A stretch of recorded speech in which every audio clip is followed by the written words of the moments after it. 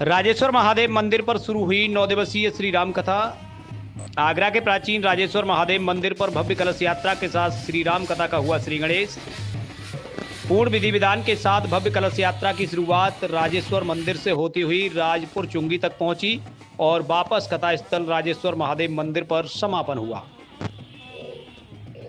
वहीं श्री राम कथा का आयोजन 9 दिन तक चलेगा।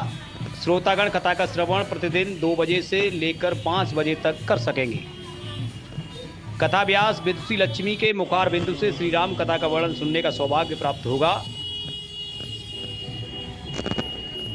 कथा व्यास ने बताया कि समाज में बढ़ रही कुरीतियों को दूर करने के लिए इस प्रकार के कार्यक्रमों का आयोजन होना अति आवश्यक है। देखिए एक रिपोर्ट।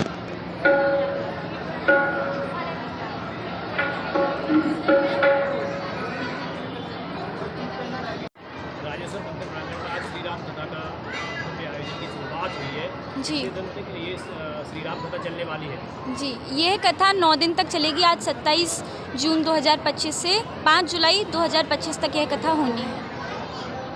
किनके द्वारा ये आयोजन कराया गया? देखिए, ये कथा तो पूर्ण रूप से देखा जाए तो हमारे देवों के देव महादेव की कृपा से संभव है और सामाजिक कथा है। समाज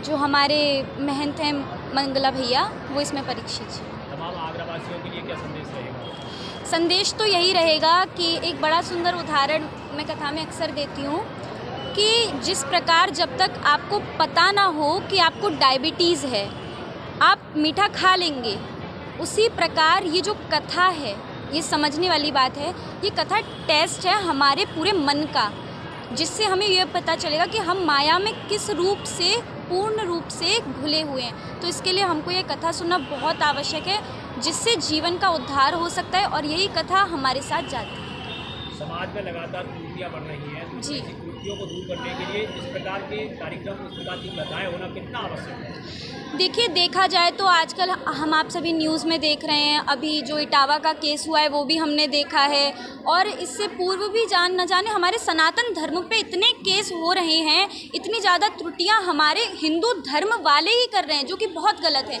हमारे हिंदू जो धर्म है, हमारा जो सनातन धर्म है, उनको ये सोचना चाहिए कि हम जिस धर्म से आते हैं, जिस धर्म से बिलोंग करते हैं, वो एक चैतन्य धर्म है, वो एक सनातन धर्म है। तो उसके लिए ऐसे कार्यक्रम, श्री राम कथा, श्रीमद् भागवत कथा, 18 महापुराण, वेद, शास्त्र, उपनिषद, इन सभी का ज्ञान अर्जित करना बहुत आवश्यक है और ये हमारा परम कर्तव्य है।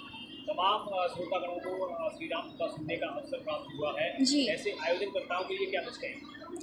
ऐसे आयोजनकर्ता के लिए तो यही कहना है कि वो सिर्फ और सिर्फ यहाँ पर इस संसार के लिए ही अपना नाम नहीं कमा रहे, वो उस परमात्मा के पास जब जाएंगे तो उसके लिए भी जो वो नाम रूपी धन कमा रहे हैं, वो बहुत आवश्यक है, जो हर कोई नहीं कमा सकता। श्री राम कथा कितने बजे से कितने बजे तक? ये दोपहर 2 बजे से सायं 6 बजे तक का रामकथा का समय है।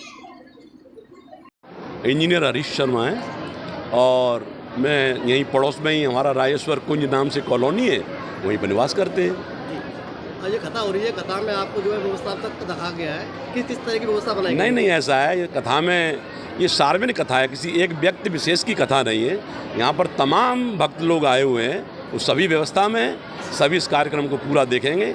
और ये कार्यक्रम एक व्यक्ति विशेष का कार्यक्रम नहीं है, ये समूचे समाज का कार्यक्रम है। और राजेश्वर महादेव और आसपास के जितने भी हमारी कॉलोनी, सबका कार्यक्रम है, एक व्यक्ति विशेष का कार्यक्रम है। यहाँ का बच्चा भी इसका व्यवस्थापक है। राजेश्वर मंदिर प्रांगण में आज श्री राम कथा का श्री गणेश हुआ है, क्या कुछ कहेंगे? देखिए, ये जो कथा व्यास हैं बाल विदुषी लक्ष्मी जी, जिनके मुखारबिंद से आज कथा का प्रारंभ हुआ। 151 यहाँ कलश निकाले गए महिलाओं के द्वारा। राजेश्वर मंदिर में ये कथा का यहाँ जो प्रारंभ हुआ है, कथा यहाँ से आज से प्रारंभ होगी, 5 जुलाई तक ये चलेगी। राजेश्वर मंदिर से राजपुर चुंगी पतवारी मंदिर तक कलश यात्रा निकाली गई। और देखिए, ऐसे कार्यक्रम होते रहने चाहिए। और सबसे बड़ा खुशी की बात तो ये है, प्रसन्नता की बात तो ये है कि बाल्य अवस्था से ये कार्य करना बड़े ही ये ईश्वरीय कृपा होती है कि भगवान ऐसे लोगों को चुनता है कि मेरी कृपा किस पर रहनी है। और मेरे जो भी, जैसे भागवत गीता से संबंधित, रामचरितमानस से संबंध, हमारे शास्त्रों से, ग्रंथों से संबंधित जो भी बातें हैं, वो कहीं ना कहीं कहलवाने का प्रयास ईश्वर करता है कि आप इन्हें जन जन तक पहुँचाने का कार्य करें। और वो काम बाल विदुषी लक्ष्मी जी अपनी राम कथा के माध्यम से, भागवत कथा के माध्यम से कर रही हैं। बहुत अच्छा और सुंदर यहाँ आयोजन है। और हम लोग बीच में भी हमारी संगठन की पूरी टीम यहाँ कथा में आएगी व्यास जी का स्वागत करने के लिए। बहुत अच्छा कार्यक्रम रहेगा। उपाध्याय जी, आज यहाँ पे श्री राम कथा का जो आयोजन हो रहा है, इसके उपलक्ष्य में आप क्या कुछ कहेंगे? मेरा तो ये है कि बहुत बड़ा काम है जी और होना चाहिए।